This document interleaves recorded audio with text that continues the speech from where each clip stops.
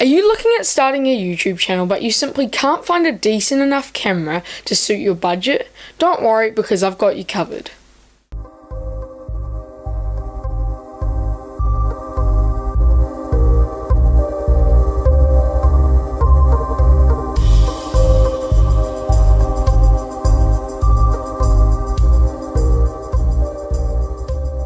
Hey guys, it's Jack here again from Budgetography. Today with a review of my favourite starting camera, the Lumix FZ-70 from Panasonic. But before we get into the video, if my speech sounds a bit weird and if my mouth sounds like it's really dry, look there, I got braces so I look really weird and I can't talk properly sometimes.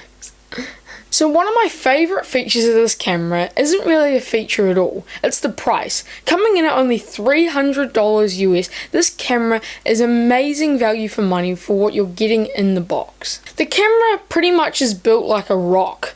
I've dropped this camera I don't know how many times and I don't have a single scuff on it. Although the body is made out of plastic, everything else on it is really high quality. Another great feature on this camera is the amount of zoom range it has. This camera features a 20 to 1200 equivalent lens, which is equivalent to 60 times optical zoom. That's allowed me to get some amazing lunar shots of the moon, shots of eclipses, and anything in between.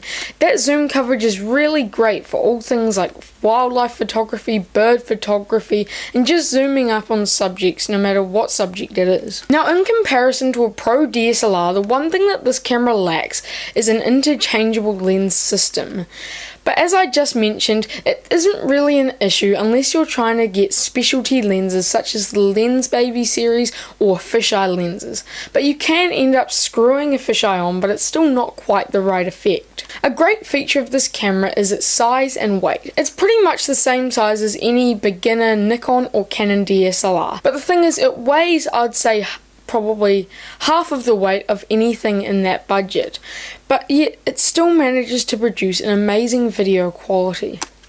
Now, you may be thinking, Jack, why are you saying this is a good video camera if it doesn't even persist a mic jack?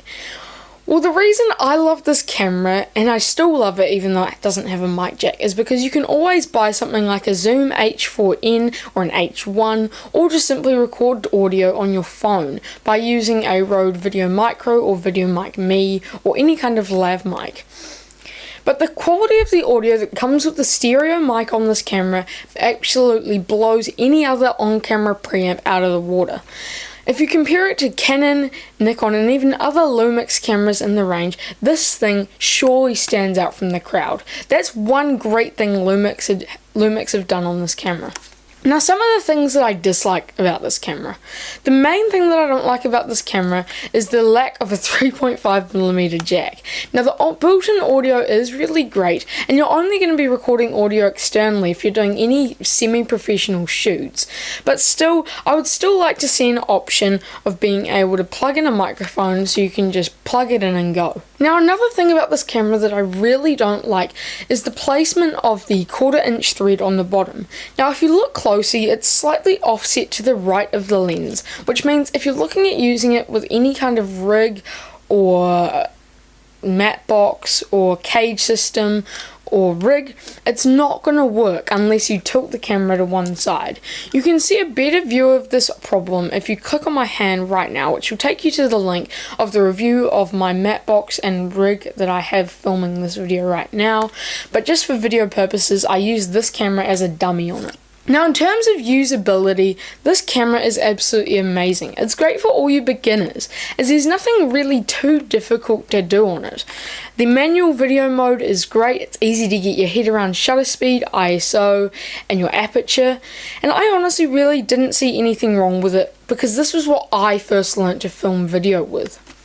Another great feature on this camera is the reasoning behind the non-optical viewfinder, which means if you click the viewfinder switch up here, you can directly change the screen to be up there, such as if you're working in a very sunny condition, you can simply put your eye up to it and you can see out of it, no glare, no nothing.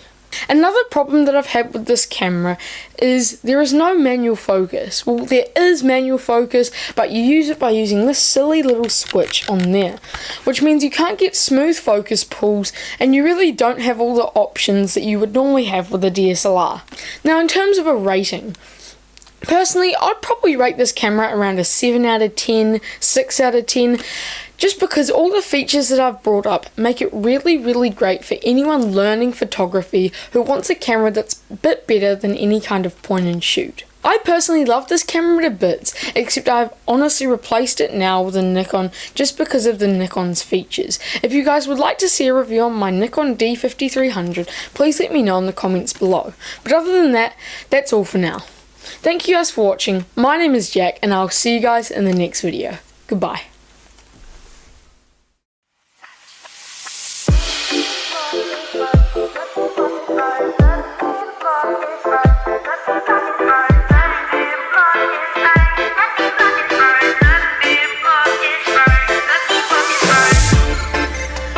Don't make me choose, 'cause I will walk away.